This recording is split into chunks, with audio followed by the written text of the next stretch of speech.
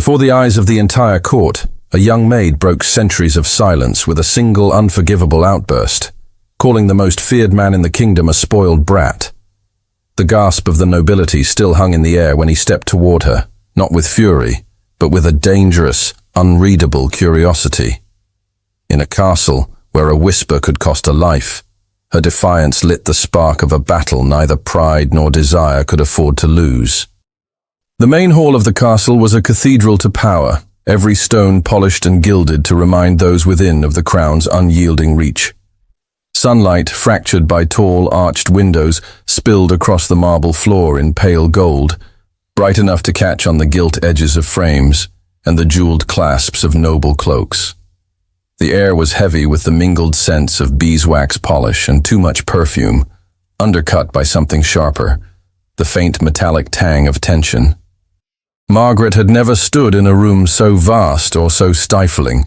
She lingered near the back, among the quiet rustle of servants, her apron newly laundered, her hands clasped before her to keep them from betraying a nervous tremor. It was her third day in the castle, and already she'd learned that the prince's presence could still a room in a way that no bell or command could. Edward was seated in the high-backed chair reserved for him, though he did not sit as others did. His body angled forward slightly, one hand on the carved armrest, the other lifted as he spoke with a measured sharpness. The man standing before him, an older servant whose hands twisted at his sides, was being chastised for a mistake too minor for this display. At least Margaret thought so. But here, minor offenses were magnified into lessons for all to witness. The prince's voice was smooth, almost quiet, yet it carried with the precision of a blade, every word cut. His eyes, pale and cold as winter light, swept the hall as though daring anyone to meet them. No one did. Not the lords standing along the side, their powdered wigs nodding in solemn agreement. Not the ladies, their silks whispering with the smallest shift of weight. The older servant bore the censure silently, shoulders bent under the invisible weight of shame. Margaret tried to fix her gaze on the floor, but the sound of that voice drew her eyes upward despite herself. Edward spoke with a calm cruelty, the kind that didn't raise its volume because it didn't need to. His authority was not only in his title, it was in the way people seemed to shrink when he addressed them. It made something coil in her stomach, a mixture of unease and an anger she could not quite suppress. Her place here was not secure enough to allow thoughts like these. She was nobody in this hall of high blood and gilded manners.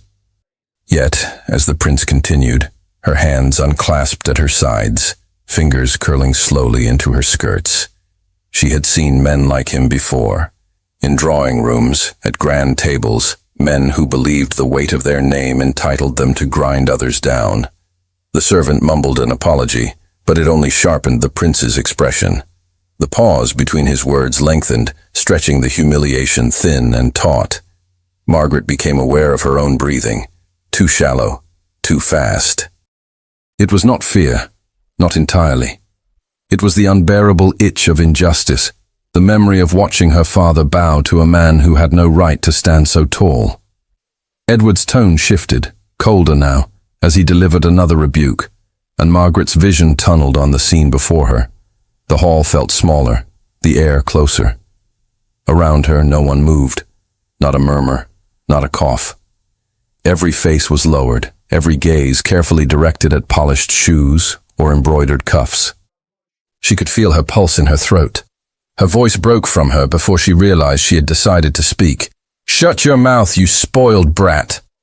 The words landed like a thrown stone in still water. Gasps swelled from the edges of the room, rippling outward. Heads jerked up, eyes wide, as though the very ceiling might crack open from the shock. Servants froze mid-step, the clink of a silver tray arrested in the air. Edward stilled. It was not the stillness of surprise, but of something else, something more dangerous. Slowly, he turned his head, and his gaze found her with the precision of a drawn arrow.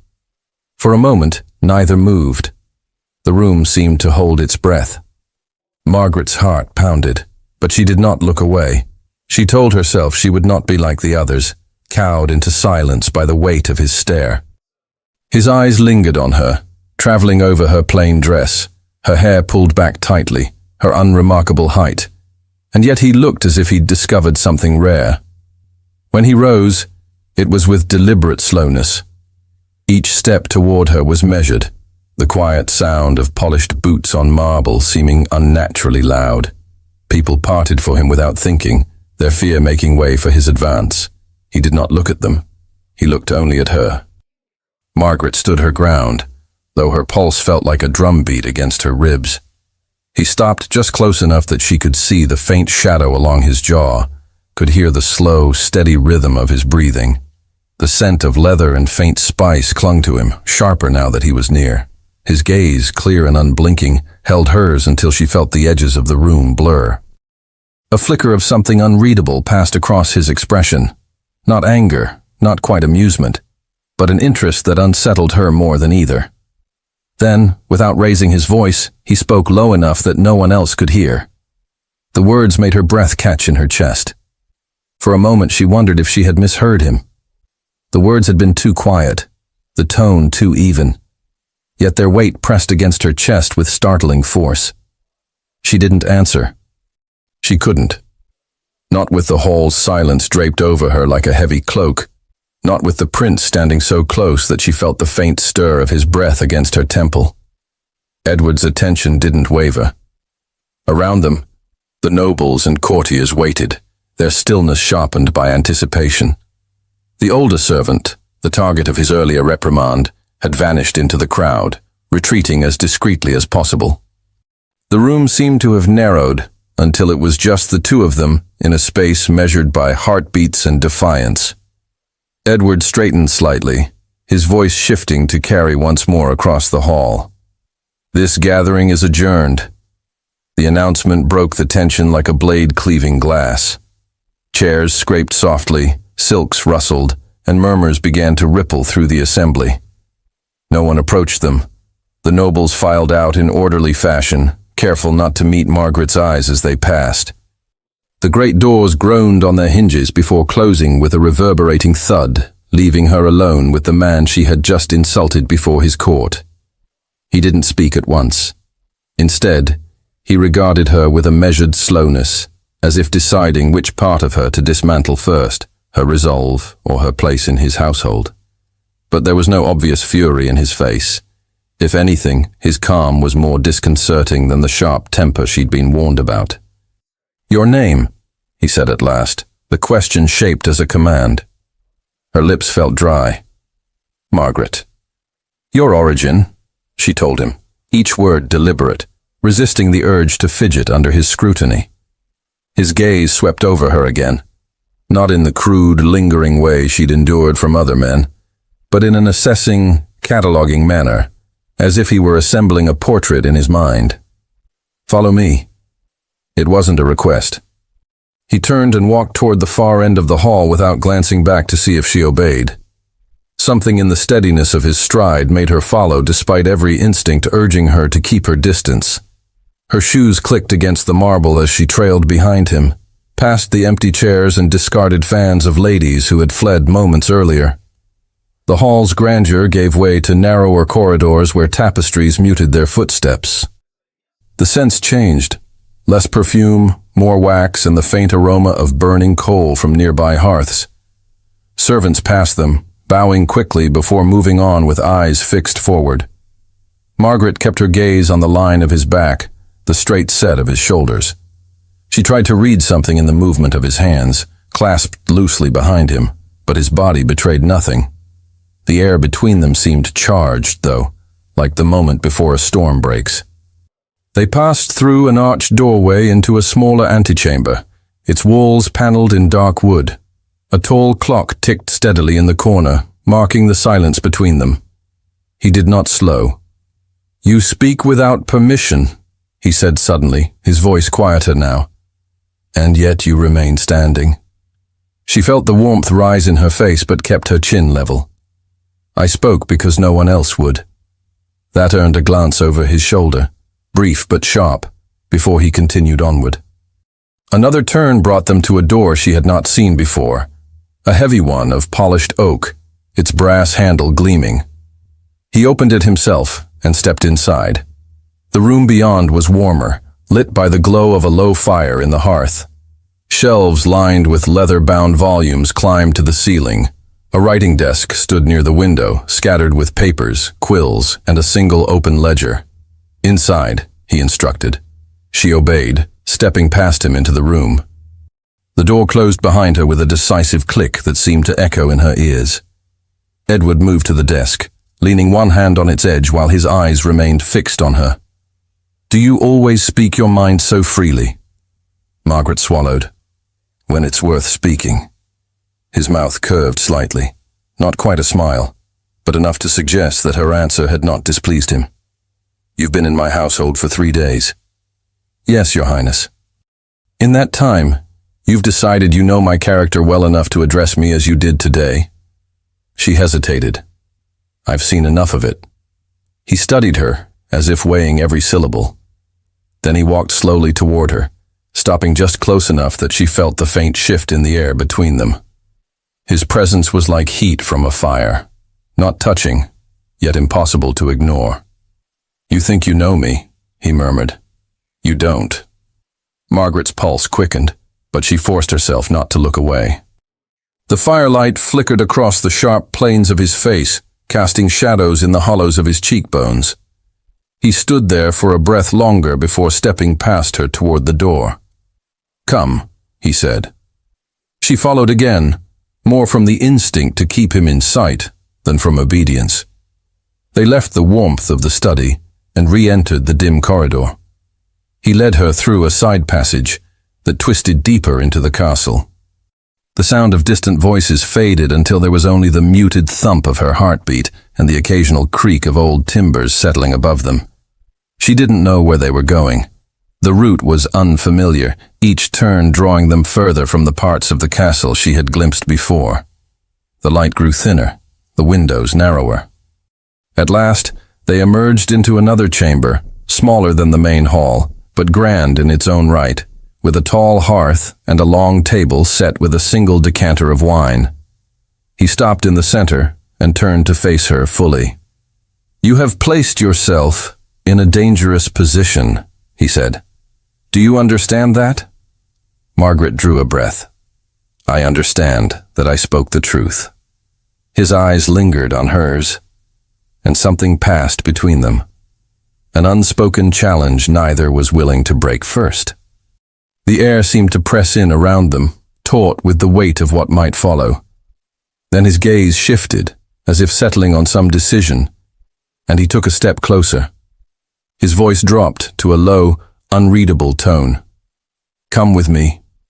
There is something you need to see."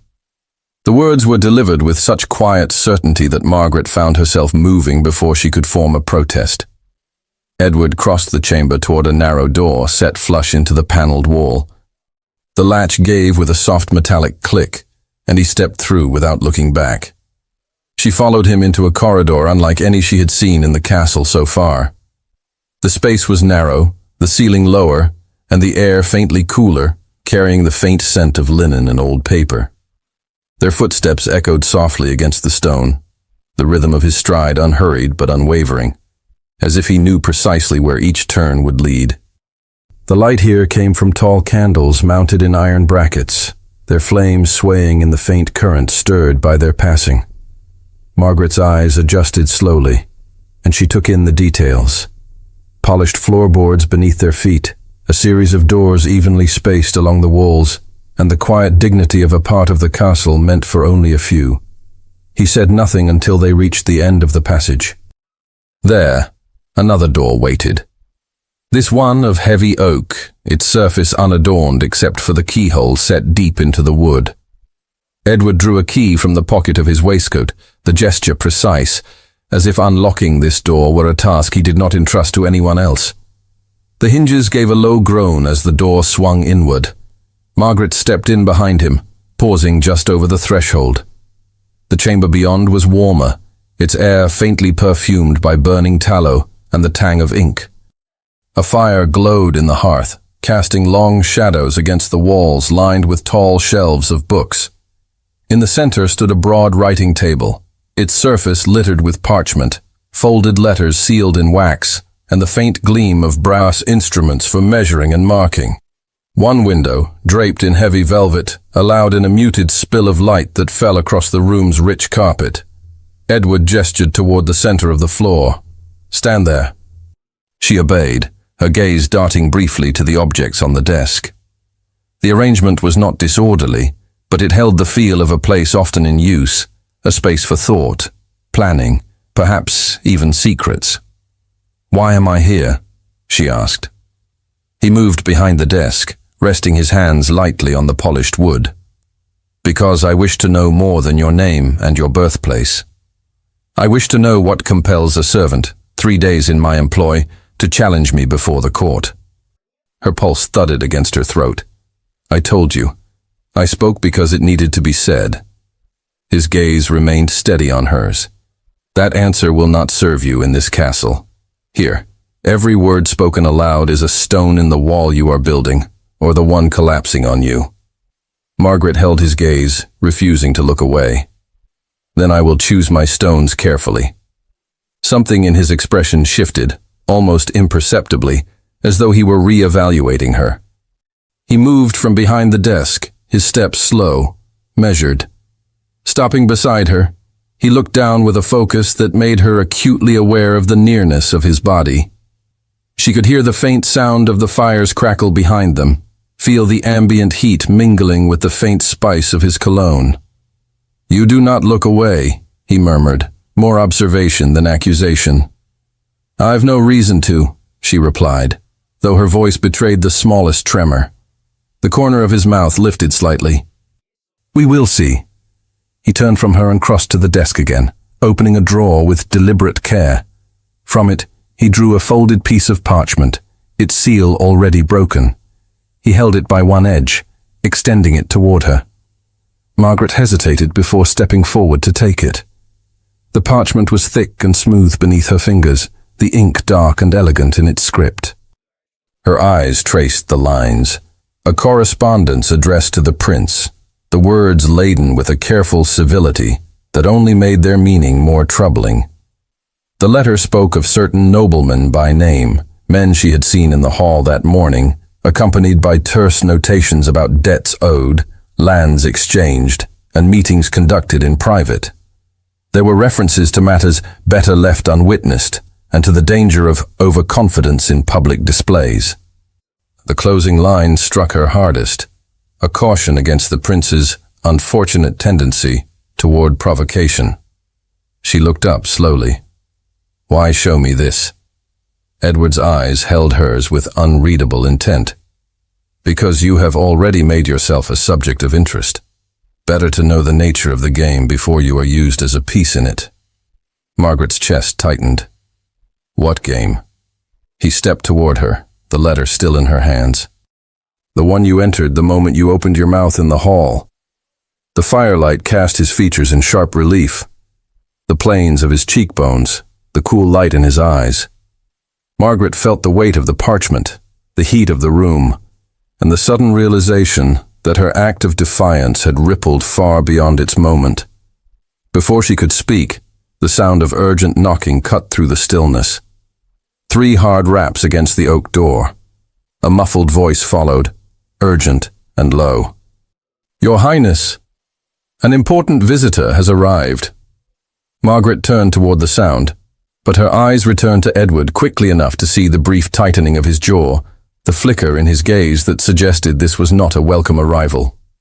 He looked toward the door, then back at her, his expression sharpening as though weighing a decision. Edward did not answer the knock immediately. His gaze held Margaret's as though he were trying to read her thoughts, to measure her usefulness, or her danger. The faintest stir of heat from the hearth brushed against the side of her face, but the air between them was colder now, threaded with an unspoken tension. When he finally moved, it was with a smooth economy of motion. He took the letter from her fingers without glancing down at it, folded it once, and slipped it back into the desk drawer. The knock came again, sharper this time. "Wait here," he said quietly, but there was no mistaking the command in his tone. Margaret watched as he strode to the door and opened it only a fraction. She caught a glimpse of a liveried servant, head bowed, speaking in hurried tones she couldn't quite distinguish. Whatever was said made Edward's shoulders stiffen slightly before he murmured a terse acknowledgement. He closed the door, turning back toward her. "You'll remain silent, and you'll remain here until I say otherwise. Do you understand?" Her instincts bristled at the order, but she gave a single nod. He studied her for a moment longer before moving to the far wall, where a narrow alcove was concealed behind a folding screen of dark wood and embroidered silk. "Behind there," he instructed, "and keep still." Margaret stepped into the alcove. From her position, she could see part of the desk and the door, though she was hidden from anyone who might enter. The fabric of the screen carried a faint scent of cedar, mingling with the smoke from the hearth. She placed her hands lightly against the cool wall behind her, steadying herself. The door opened again, this time fully, and Edward's voice adopted a polite neutrality. "My lord." A tall man entered, his dark coat cut in the height of fashion, silver buttons gleaming under the dim light. His powdered hair framed a face of practiced composure, though the curve of his mouth suggested a man accustomed to speaking with authority. He did not bow deeply, only enough to satisfy courtesy. "Your Highness," the visitor said, his tone edged with familiarity. Edward gestured toward the center of the room, but the man declined the offer to sit, remaining upright with one hand resting lightly on the hilt of his walking stick. His eyes swept the chamber with a glance that was too deliberate to be casual. "I thought it best to call on you without delay," the man said. "Certain rumors are making their way through the corridors." "Rumors often do," Edward replied evenly. From her vantage point, Margaret could see the visitor's jaw tighten, as if restraining the urge to speak more bluntly. "It is said you've taken a renewed interest in matters that might unbalance the court." "Interest," Edward repeated, letting the word hang between them. "Is it now forbidden to take interest in one's own household?" The man's gaze sharpened. "There are interests, and there are provocations. You would do well to distinguish between them." The faint creak of Edward's chair was the only sound for a moment. He leaned back slightly, his expression unreadable. "If you came to offer counsel, my lord, I thank you. If you came to deliver a warning, I assure you I am not in the habit of misplacing them." Margaret could sense the hostility threaded beneath the civility. The visitor's posture was relaxed in appearance, but carried the readiness of a man accustomed to confrontation. "There is unrest in certain estates," the man said finally. "Whispers that might trouble your position if they were to reach the wrong ears. Best to quell such things early, before they grow teeth." Edward's voice was quiet, but its weight pressed against the walls. "And whose ears do you imagine to be the wrong ones?" The visitor smiled faintly, though it did not reach his eyes. "We both know the answer to that." They regarded each other for a long, motionless moment. Margaret, barely daring to breathe, caught fragments of meaning between their words, threads that connected to the letter she had read. The names in that correspondence, the debts, the veiled accusations, seemed to shimmer at the edges of their exchange. At last, the man inclined his head, a gesture more of closure than deference. "I will not take more of your time." Edward rose, offering the barest nod in return. The visitor turned on his heel and left the room, the sound of his footsteps fading into the corridor beyond. For a moment, Edward remained where he was, his gaze fixed on the closed door. The stillness was absolute, broken only by the muffled crackle of the fire. Then he turned toward the alcove. "Step out," he said. Margaret emerged slowly from behind the screen, the air feeling different now, as if the conversation she had overheard had left a trace in the room. Edward's eyes found hers with a sharper edge than before. "There is something else you need to see," he said, "and you will see it now." Edward did not wait for her consent. He crossed the room in 3 decisive strides, opening the door and stepping into the corridor. Margaret followed, compelled by something beyond obedience, by the unsettled curiosity that had been growing in her since the moment she spoke out in the main hall. The passageway beyond was dimmer now, lit by wall sconces whose flames flickered in the draught rising from somewhere deep within the castle. Their footsteps echoed off the stone, the rhythm of his stride brisk enough that she had to lengthen hers to keep pace.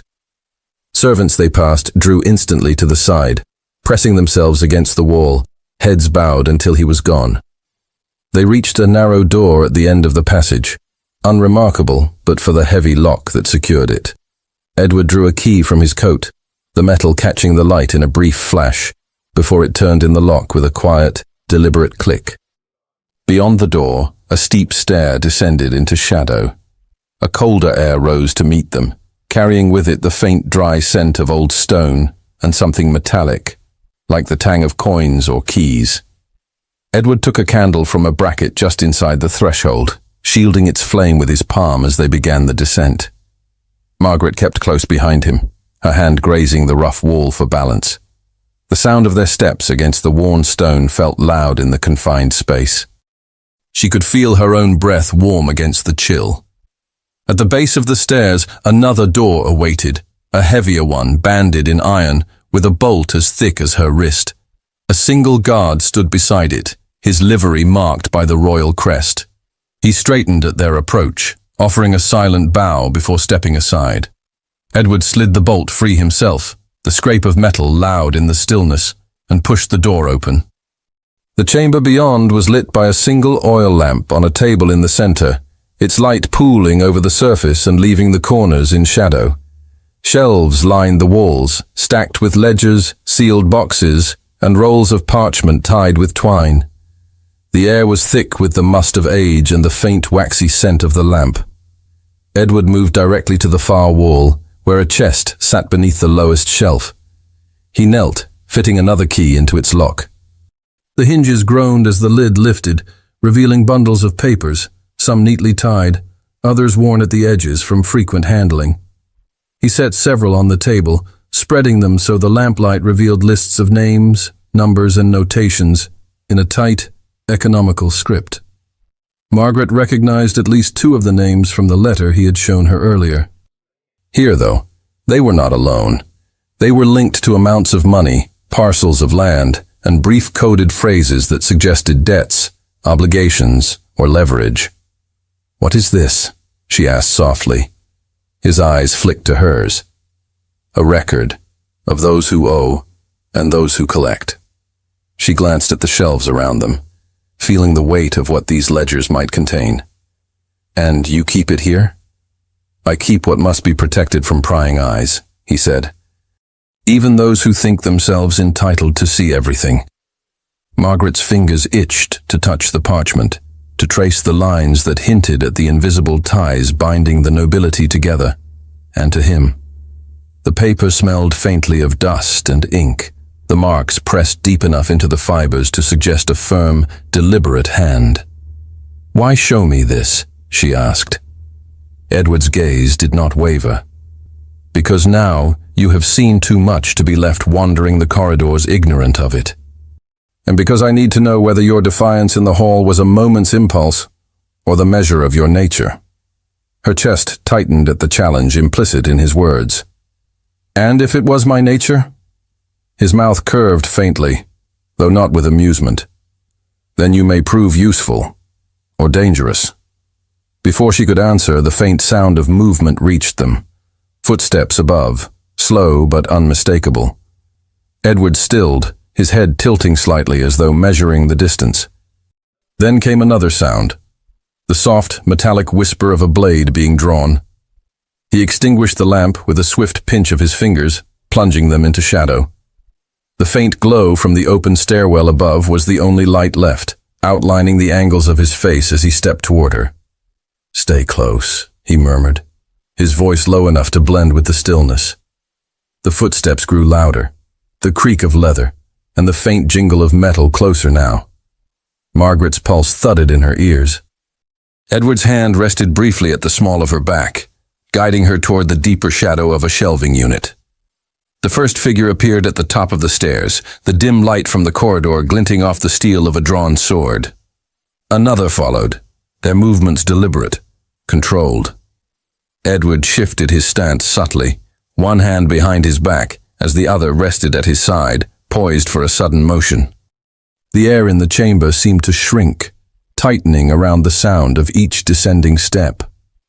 Margaret pressed herself against the wall, the roughness of the stone cool through the fabric of her gown.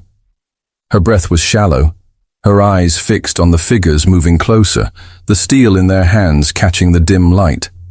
One of the men reached the bottom of the stairs, his gaze sweeping the room. His head turned, the shadows hiding much of his expression, but she felt the weight of his attention. Then his eyes fixed in her direction, and he began to cross the chamber, each step deliberate, until his hand reached toward the crates concealing her from view. Margaret's breath caught as the man's shadow fell over her hiding place. The faint lamplight from the stairwell glinted on the steel in his hand, the blade angled downward but ready.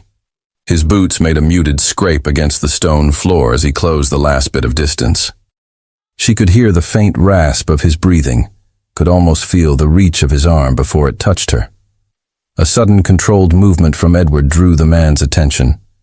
With a deceptively casual step forward, the prince placed himself between the intruder and the crates, his posture loose, but his gaze like tempered steel. "This wing is restricted," Edward said, his voice calm, but carrying a weight that made the words resonate in the stillness. "State your business." The intruder hesitated just long enough for two more figures to reach the bottom of the stairs. Their presence filled the narrow space with an oppressive heat, the tang of oiled leather and cold metal thickening the air. The leader's stance shifted subtly, his free hand curling near the hilt of his sword in an unspoken challenge.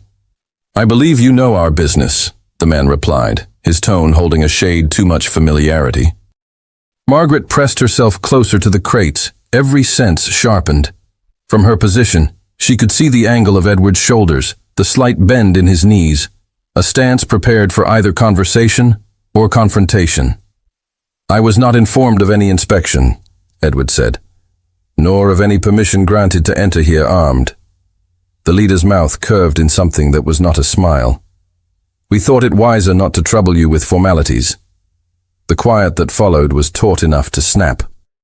Margaret could hear the faint drip of water somewhere beyond the chamber, each sound marking the seconds in which Edward did not move, did not look away. "You've overstepped," he said finally. The man's hand flexed on the hilt of his sword.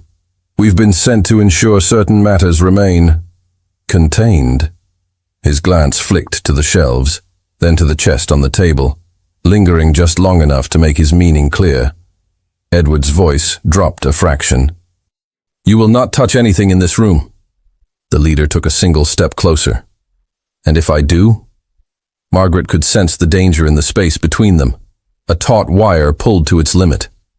She caught the faintest shift of Edward's weight, as though ready to cut the wire before it snapped. From behind the leader, one of the other men began to move toward the far side of the chamber. Edward's gaze flicked briefly in that direction, then back. The smallest motion of his hand, barely visible, told Margaret to be ready. Her heartbeat thudded against her ribs. She didn't know what she was ready for, only that something was about to break.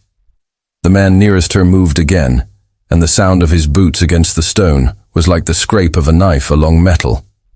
In the next instant, Edward stepped sharply into the leader's space, his voice a quiet blade. "Leave." The other man froze mid-step. The leader's eyes narrowed. For a long moment, no one moved. Then, with deliberate slowness, the man in front of Edward shifted his grip on the sword, not to sheath it, but to hold it lower, as though in warning. Margaret's skin prickled. Every breath seemed too loud. The leader's gaze broke from Edward long enough to sweep the shadows again, his eyes passing over her hiding place.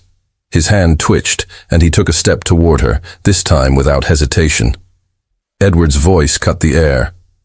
"You take one more step," he said softly, "and you will not take another." The man's weight shifted forward, testing the threat, and then he moved. Steel hissed as the leader committed, the bright line of his blade cutting the air toward Edward's shoulder. The prince turned in a quick, contained motion, the attack skimming past his coat by a hair's breadth. The ring of metal against stone echoed when the sword's tip nicked the edge of a shelf. Dust shook loose from the ledges above, glittering in the thin light. "Stand down," Edward said, the command steady, almost quiet, as if he were instructing a servant to leave a decanter be. The man answered with a sharp thrust. Edward pivoted, seizing the intruder's wrist just below the guard. The motion was as precise as his speech, the force of it surprising for a man who rarely raised his voice. He drove the wrist downward, deflecting the blade to the floor. Sparks flared with the scrape. Behind the leader, one of the others lurched forward, emboldened by noise. Margaret flinched but did not cry out. She pressed closer to the crates, the wood cool against her palms. The scent of oiled leather and cold iron thickened the air until she tasted it, metallic on her tongue. "Don't," the leader snapped, not taking his eyes from Edward. The second man halted, disciplined, then, or afraid. Margaret's breathing steadied around the edges of panic. She could see the outline of Edward's jaw, the narrow column of his throat, the flex of his hand around the intruder's wrist. It wasn't brute strength that held the man in check.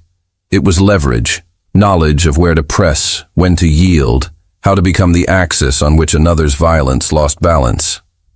"Your orders," Edward said, voice colder now, "do not extend to threatening my person in my own house." "They extend," the man ground out, "to ensuring you don't take more than you're owed." "I don't take," Edward replied softly. "I collect." Margaret felt the truth of that in the room around them, the ledgers hemming them in, the chest with its tidy secrets, the careful lines of script where other men's choices were pinned to paper like insects. Collect. The word settled on her skin like a chill. The leader wrenched his arm free with a violent twist. Edward let it go rather than risk being pulled off balance. Another beat of silence.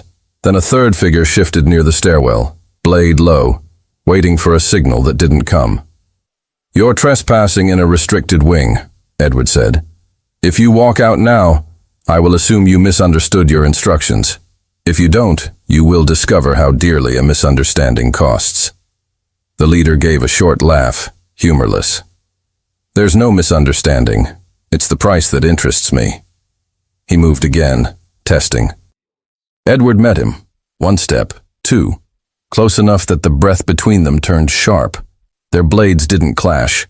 No blade in Edward's hand at all, only the iron of his will. He crowded the man backward with nothing but presence and the certainty that he'd be obeyed. The leader's smile faltered. In another second, the moment might have turned surrender or open violence, when a fourth figure slipped past the first two and angled toward the side of the chamber where the crates stood deeper in shadow. Margaret saw him only as a dark edge and the flash of a blade's fuller. He didn't look at Edward, he looked for disruption, for weakness. She drew a breath that felt too loud in her chest. Edward's gaze flicked, quick as a knife. "Stop." The man did not. Margaret braced. She wasn't sure for what. Shouting, a lunge, the cold arc of steel. It was none of those. Edward moved with a suddenness that hardly seemed possible in the low light, releasing the leader and crossing the chamber in 3 precise strides. His shoulder met the intruder's chest with enough force to stagger him, to jar the sword arm wide. The blade struck a shelf. The dull thud of wood, the clap of a ledger falling, papers shivering into the air like startled birds. The second man reacted, coming at Edward's back. Margaret's throat tightened. She pushed from behind the crates before she had time to think better of it. Her hand closed over the nearest object, an inkwell left uncorked on a low table, and she hurled it. The inkwell struck the floor at the attacker's feet, shattering, black liquid fanning slick across the stone. His boot slid. He cursed, weight pitching, the tip of his blade scraping sparks. Edward didn't waste the moment. He caught the staggered man's shoulder and twisted, sending him hard into the shelf. Wood groaned. Another ledger fell open, pages splayed like a broken fan. The leader recovered fast, breath rasping, and swung for Edward's ribs. The stroke wasn't elegant. It was meant to maim. Edward dropped, the blade carving the air above his coat. As he came up, he drove his forearm into the man's sword wrist again. The weapon jerked free and clattered to the floor. "Pick it up," the leader snarled at the man sliding in ink. "No," Edward said, and the word was all steel. "No one touches anything." For a moment, there was only the crackle of the stairwell torch and the faint, steady sound of someone's harsh breathing. Hers, she realized. Hers. She had moved beyond the crates now, a misstep that made cold bloom along her spine even as heat rose to her face. Edward didn't look at her, but the line of his body shifted almost imperceptibly, angling himself to place her behind the breadth of his shoulder. "Leave," he said again. "You've seen enough." The leader's gaze tracked over Edward's shoulder. It landed on her. Recognition flared. Of opportunity, not of person. He smiled then, slow and ugly. "Not quite." Margaret's fingers tightened around nothing. The inkwell was gone, its shards glistening black on the floor. She forced herself not to retreat. Retreat would be a promise of pursuit. "Your quarrel is with me," Edward said. "You will not touch her." The man tilted his head, that awful smile deepening. "Then you'll come with us, Highness?" "No." A quiet refusal, unadorned. The leader's eyes narrowed.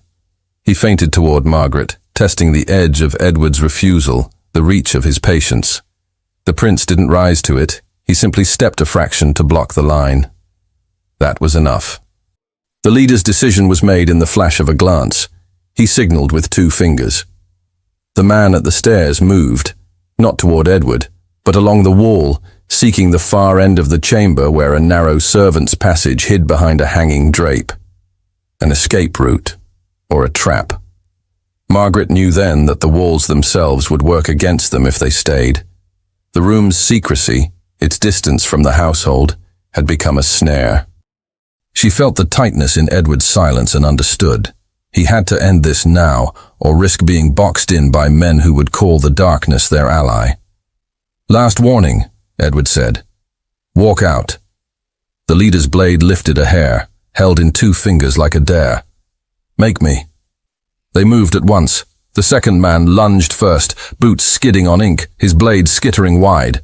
Edward's hand shot out, catching his wrist, turning with the motion, sending the arm past him. The sword struck stone, rang, fell. The leader came next, quick and low. Edward blocked with his forearm, the impact dull and heavy. Pain flared along his jaw. Margaret saw it in the brief tightening around his mouth. He answered with a sharp, efficient strike to the ribs that made the leader grunt and stagger back. "Out!" the leader barked to the man at the drape. "Find the records!" "No." The word hammered in Margaret's skull. She moved without waiting for instruction, catching the edge of a fallen ledger with her foot and kicking it hard across the floor. It slid, struck the man's shin, upset his balance just as he yanked the drape aside. Cold air spilled from the narrow passage beyond. He swore. Edward's head snapped in her direction, surprise ghosting over his expression. Then approval, cooler, but unmistakable. "Stay behind me," he ordered, not looking away from the leader. "I won't be dragged out like a thief," the leader said, breath harsh now. "You've locked yourself in a vault and called it a fortress." "A vault," Edward agreed. "My vault." He closed the distance, not with a rush, but with that relentless control that unnerved more than fury. The leader stepped back, calculating. His men looked to him for the next command, and found none. Uncertainty slid through the room like a draft.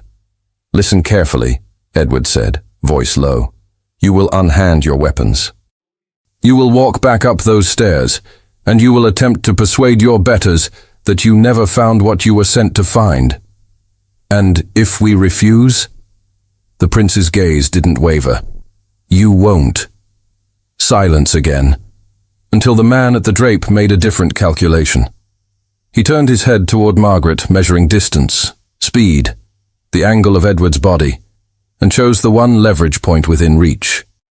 He darted along the wall, keeping out of the prince's immediate line, and in 3 quick steps crossed into the dim where the crates cast their longest shadows.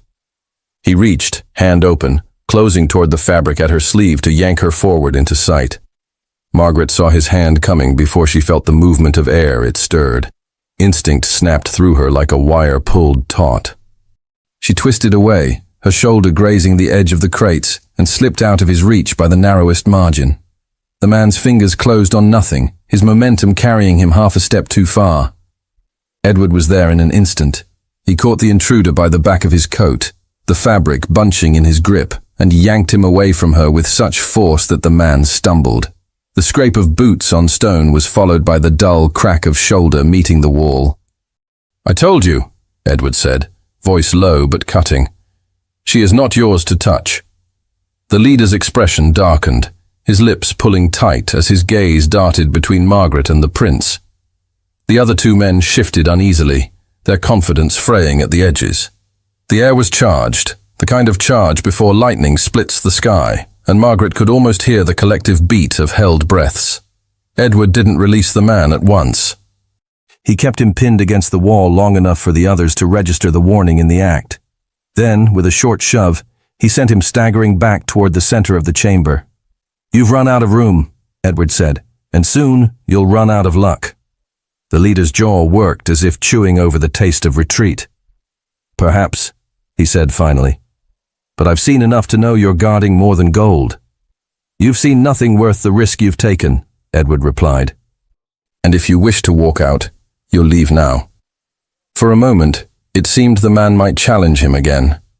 But something, whether the flicker of soldiers' boots echoing faintly from the corridor above, or the calculation in Edward's steady gaze, shifted the weight in his decision. The leader flicked 2 fingers toward the stairwell. His men obeyed, moving with a forced steadiness that did nothing to hide the tension in their shoulders. One retrieved his fallen blade, but held it pointed toward the floor. They began to withdraw, but Edward didn't relax. He kept himself between Margaret and the intruders, his stance still sharp enough to answer any sudden turn. She stayed close behind him, the faint scent of leather and clean linen from his coat grounding her even as her pulse beat in her ears. The first man reached the stairs. Boots scuffed on stone as they began their ascent, one after another, their shadows stretching up the walls. The leader was the last to move, his eyes never leaving Edward's. "This isn't finished," he said. Edward didn't blink. "It is for tonight." The man gave a short, derisive breath and turned to climb. The scrape of their steps faded until only the steady pop of the hearth fire remained. For a long moment, the room was silent. Margaret let out a slow breath she hadn't realized she'd been holding. Edward turned to face her, his eyes searching hers with a quiet intensity. "Are you hurt?" She shook her head, though her throat felt tight. "No." His gaze lingered a fraction longer, as if confirming the truth for himself. Then he looked toward the stairwell again, listening. "They'll try again," she said, her voice low. "Yes," he replied simply, "which is why we can't stay here." He crossed the chamber in purposeful strides, moving toward the rear wall, where the heavy drape still hung askew over the narrow servants' passage.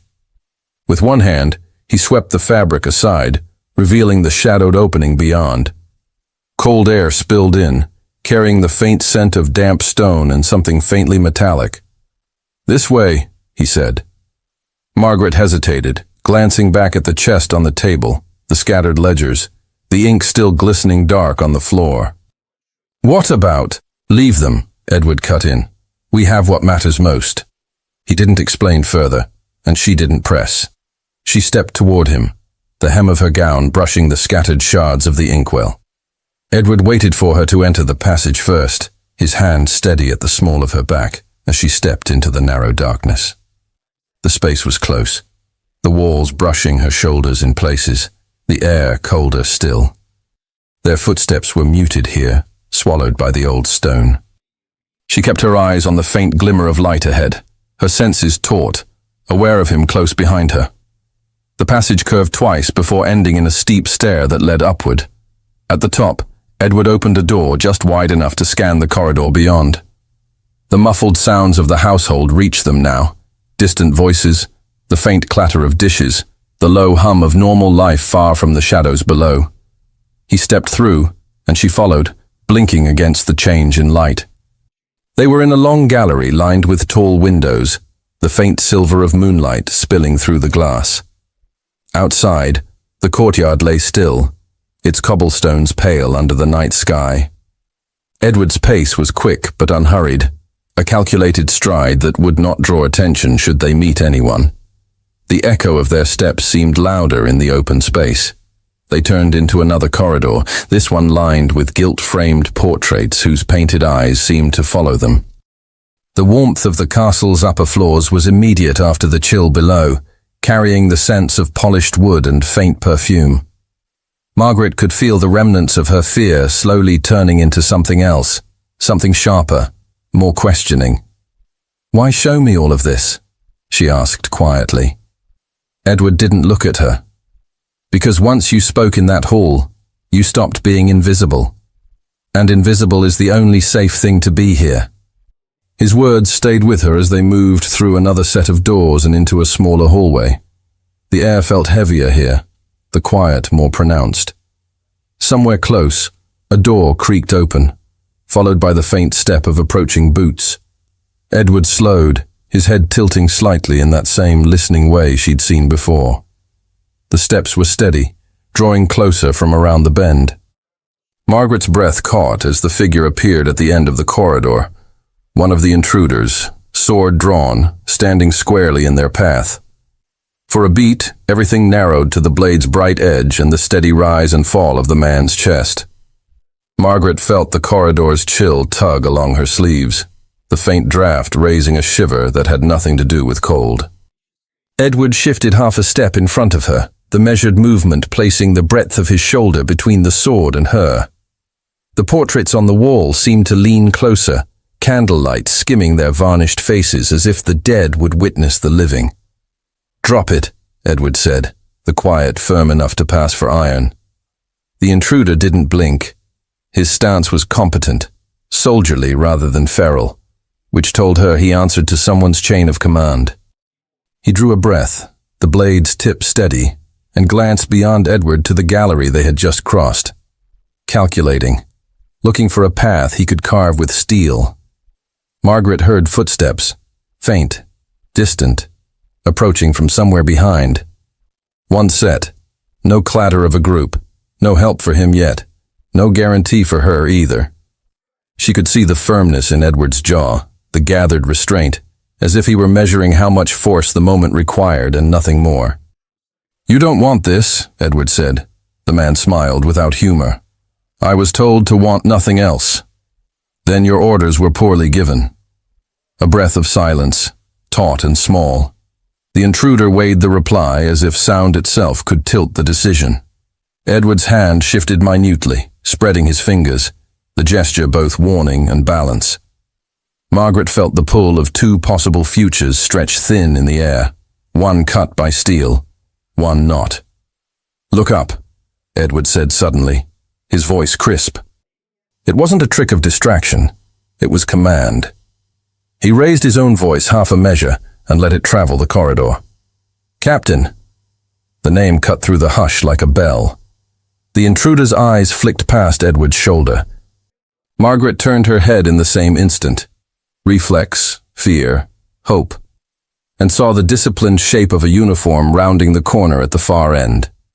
The castle's captain of the guard, red-faced from speed, followed by a hard line of armed soldiers, whose boots struck the stone in clean cadence. Their arrival carried the authority of the household, the kind that did not argue but simply took place. "Stand down," the captain barked, already raising one hand for halt and the other to signal encirclement. The intruder hesitated, one dangerous heartbeat too long, then jerked his blade a fraction, as if to demand a hostage's leverage he'd already lost. Edward didn't give him time to find the angle. He moved in with the same precise economy he'd used below stairs, closing the space and locking the man's wrist. The sword's point dipped. Another guard seized the intruder's other arm. Metal rang once, brief and final, as the blade hit the floor and skittered against the baseboard. "Secure him," Edward said, voice cool, not raised. "The others?" "Taken," the captain answered. "Two at the west stair, one limping, all under guard. We followed the commotion from below. His gaze flicked to Margaret, formal concern under hard discipline. Your Highness, my lady, are you harmed? No, Margaret said, surprised by the steadiness of her own voice. Her heart was pounding, yes, but its violent rhythm had started to settle into something she could breathe around. Edward gave her a quick glance that felt like a touch along the length of her spine. Confirmation, acknowledgement, then back to command. Search him, Edward said, and you will not damage anything you remove from his person. I will have the inventory exact. Gloved hands moved with brisk efficiency. A knife from the boot, a folded scrap from the waistcoat, a signet ring tucked into a pocket. Not worn, kept. Not the crest of the household. Margaret noted the small details because they steadied her. The way the guards worked without clamoring voices or show, the way the captain nodded once and nothing more as each item was produced. This was a castle that knew how to keep itself. Who sent you? The captain demanded of the intruder. The man stared at the floorboards as if he could read a safer answer there. He kept his mouth closed. The captain's jaw flexed, displeased, but he didn't press. Not with the prince watching, not with purpose already given. Edward's tone cut clear. You will be questioned properly. Take him to the guard room. Keep him separate from the others. Yes, Highness. The line of soldiers shifted. A formation opened, closed, and the intruder was moving, under control, a weapon that had failed to cut its appointed path. His boots knocked once against the discarded sword. The metal skittered a foot and came to rest with its hilt turned from him. A small humiliation Margaret found herself oddly grateful to see. Another guard presented the folded scrap taken from the man's waistcoat. Found this on him, sir. Edward accepted it. Margaret watched the way his fingers handled the paper, careful, unhurried, before he opened it. She couldn't see the writing, only the momentary cooling of his expression as he took in whatever the lines said. He folded it shut again and passed it to the captain. Keep that with him. The captain slid the paper into a leather wallet and tucked it inside his coat. We'll hold them under full watch. Good. Edward's gaze traveled over the soldiers, a brief measure of readiness and loyalty. Post 2 at the entrance to the restricted wing and another at the stair from below. No one enters without my order. Aye. The captain lifted 2 fingers. Men detached themselves from the line and moved with crisp purpose. As the group withdrew with their prisoner, the corridor's scale seemed to change, as if the tension had warped the space and now released it. Margaret inhaled slowly and discovered the air didn't sting her lungs. She was suddenly, acutely aware of the candle flame's small sway in the draught and the polished gleam along the chair rail. Mundane details snuck back into the world, as if to reassure her it still existed. Edward looked at her again. Longer this time, less for wounds and more for… what? Proof that she remained herself after fear? She stood straighter under the weight of his regard, the rise of her breath easing, and nodded once. I'm well. He said nothing to that, but the angle of his mouth altered, easing the severity by a shade. He ran a hand along the cuff of his coat, smoothing a crease that hadn't been there before, and turned to the captain. Have the others kept apart from each other and from anyone who might wish to coach them. No messages in or out. We'll see to it. And send word to me when they begin speaking, Edward added. They will. People who take orders also take fear. The captain's eyes sharpened with approval. Yes, Highness. When the last soldier's step faded and the corridor cleared, the hush that followed felt different, weighted not with danger, but with a wary calm. Margaret realized her palms were damp and rubbed them lightly against her skirts, feeling the fine grain of the fabric catch at her skin. The portraits along the wall, dim with age and smoke, resumed their permanent watch, the living forgiven their brief, loud interruption. Walk with me, Edward said quietly. She fell into step beside him. They moved through the corridor not quickly, but with a shared purpose that asked less of their feet and more of their breaths settling into the same rhythm. Margaret felt the cords of tension loosen in increments. The castle's familiar scents gathered them back in. Beeswax, old wood, the feathery trace of a lady's perfume lingering long after its wearer had gone. "They won't vanish," Edward said at last, his voice pitched for her alone. "Not this time." "You've contained it," she said. The word felt functional, not triumphant. It wasn't an ending. It was the stopping of a leak before the wall failed. For now. He glanced down at her. Containment is the beginning of truth. She considered that, the phrase clicking into place with what she'd seen. The ledgers, the chest, the letter, the line of soldiers obeying without waste. "You were right to call them," she said, thinking of the captain's arrival, the sudden coalescence of order around them. "I was right," he agreed, and something gentler threaded his tone. "But I would have been less right alone."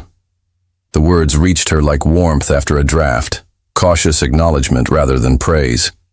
She felt her throat constrict for an instant and looked ahead to steady herself.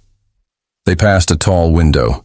The courtyard below lay stripped and pale under the night, stones gleaming faintly as if the moon had polished each one with a damp cloth. "Will they be questioned tonight?" she asked. "Yes." He didn't slow. "The household sleeps better when threats are made to explain themselves." "And if they don't?" "They will," he said again, but not with arrogance, with the quiet conviction of a man who had watched men change shape under the pressure of consequence. They turned into a smaller passage where the walls closed in with paneled warmth and the floor didn't echo. The nearness of him was no longer about danger. It was about the way his presence had become an anchor when the ground wanted to tilt. "You should rest," he said. "You've earned it."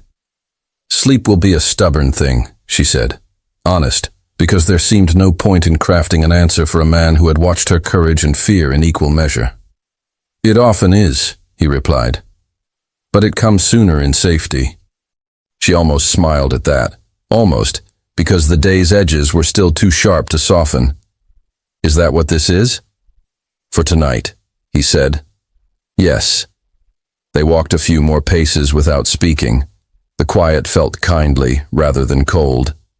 Margaret became aware of the cadence of her steps matching his and, irrationally, wanted to keep it that way for another hallway, another turn, another breath. A door at the far end opened. A maid poked her head out, saw them, and disappeared again with the soundless efficiency of someone trained to erase herself from a path. The castle had resumed its habits. That, too, felt like safety. When they reached a junction where one corridor split into three, Edward paused and looked down at her with a gravity that felt like a hand resting lightly at the center of her chest. "You will stay to the main passages," he said. "Not the hidden ones, not for now." She nodded. She understood. Privacy was a luxury. Invisibility was a hazard. "And you?" "I'll speak with the captain and see what our intruders think of their bravery in better light." She met his gaze, holding it a fraction longer than protocol required. "Be careful." A small line eased at the corner of his eye. "I will," he said, as if he meant it for her rather than for himself. He inclined his head in a gesture that was not quite dismissal, not quite farewell, then turned toward the guard rooms. Margaret watched him take 3 steps, 4, the measured set of his shoulders never wavering, and felt the day's peril recede one measured breath at a time as the castle settled back into its uneasy calm. Later that evening, the castle was steeped in a quiet so complete that every small sound seemed amplified, the faint hiss of the hearth, the slow tick of a distant clock. Margaret sat alone in the small room assigned to her in the servants' wing, the single candle on the table burning low enough to pool its light in amber over her hands. She was folding linens, though without much attention to the task. The cloth rested slack between her fingers, while her mind replayed the day's events with a clarity that kept her pulse uncomfortably quick. A knock came, firm but not hurried. She rose, smoothing her skirts, and opened the door. Edward stood in the corridor, his coat unbuttoned, his expression stripped of the rigid composure she had seen so often. The candlelight caught along his jaw, warm against the pale angles.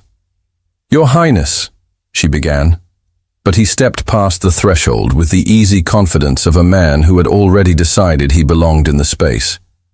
He closed the door quietly behind him, the latch settling into place with a soft, final sound. "I thought you might not be sleeping," he said. His voice was low, carrying less command than it did in the hallways of the day, but still holding the certainty of a man used to being heard. She set the folded linen on the table, willing her hands to still. "No, not yet." He moved farther into the small room, the space seeming to shrink with the weight of his presence. "Nor have I," he admitted. It seemed.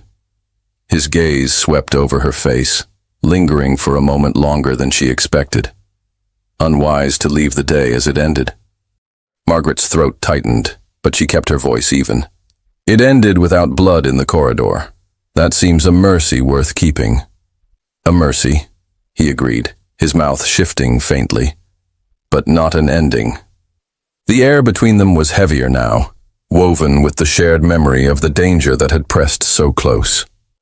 She could still recall the exact scent of the ledger's dust, the gleam of a drawn blade in dim light, the measured way he had placed himself between her and harm. "You spoke earlier," he said, "of acting because no one else would." She met his gaze. "I did." "You were right," he said simply. The words landed with a weight she didn't expect. Not flattery, not condescension, just the quiet admission of truth. Something in her chest eased, though the tension that replaced it was of a different sort entirely. "You've changed something, Margaret," he went on, his voice almost thoughtful. "In this castle, in me." Her breath caught at the unguarded way he said it, as if the thought had been waiting to be spoken aloud. "I didn't mean to change you," she said. "No," he murmured. "That's why it matters." He stepped closer, until the warm flicker of the candlelight touched both of them. She could feel the nearness of him in the way her own breathing shifted, slower and deeper, to match the quiet pull of his. His hand lifted, not touching, only hovering near the edge of her sleeve, as if asking without words. Margaret didn't move away. She let the moment lengthen, let it steady itself in the silence. "Everything here is watched," he said. "We measure every word, every step. But this," his voice softened, "this is not for them to see." Her pulse thudded in her ears, the sound impossibly loud in the small room. "And what is it for?" she asked. "For us," he said. The words struck her with a force she hadn't prepared for, not after the endless guard of the day. Something in her, tight, braced, waiting, unwound enough to leave her almost unsteady. He reached then, fingers brushing lightly along her sleeve, the touch no more than a whisper, but enough to make her aware of every inch of space between them. She could see the faint strain at the edge of his composure, the desire tempered by control. "You've been in my thoughts since the hall," he said. "Not only for what you said, for the way you said it." Margaret drew in a slow breath. "And what way was that?" "As if you saw me," he answered. "Not the title, not the fear others carry. Me." She held his gaze, letting the truth in his words settle. "Perhaps I did." For a heartbeat, nothing moved. Then his hand slid from her sleeve to her wrist, the contact light but deliberate, his thumb brushing against the rapid beat beneath her skin. The warmth of his touch was startling in its gentleness. "If I were wiser," he said quietly, "I would leave now." Her voice was steady when she replied, "Perhaps I would stop you." That drew a low sound from him, something between amusement and something darker. The space between them closed, not hurried, but inevitable, until the faint heat of his breath touched her cheek. "Margaret," he said, as if her name were the answer to a question he hadn't spoken. She didn't look away. "Yes." The distance dissolved. His hand lifted to her jaw, his thumb tracing the line where her pulse raced beneath the skin. Her own hands rose without thought, resting lightly at his chest where the steady beat of his heart met her touch. The kiss, when it came, was unhurried, measured in the way he had measured his steps in danger, precise in its intent, but with a depth that held no calculation. It was both a claim and a question, the kind that left her breathless when they parted only enough to look at each other. "I told myself this was the wrong time," he said softly. "But I think time is the least of what we have to fear." Her lips curved faintly. "Then perhaps we shouldn't waste it." Something in his expression, relief, resolve, desire, shifted as he leaned in again. The candle flickered once, throwing their shadows long across the wall before steadying in the still air. And in that quiet, she knew that nothing in the castle would be the same come morning. Thank you so much for listening to this story all the way to the end. We hope it moved you as much as it moved us while telling it. We'd love to hear your thoughts. Leave us a comment telling us where you're listening from and what you like the most. Rate this story from 0 to 10. What score would you give it? If you enjoyed this story, don't forget to subscribe to the channel and leave a like as a show of support. That really motivates us to keep creating and sharing more stories full of emotion and life lessons. And before we go, we want to remind you that an exciting and heartwarming story recommendation will appear on the final screen. If you'd like to enjoy it, just click on the video. Thank you once again for being here, and we'll see you in the next story.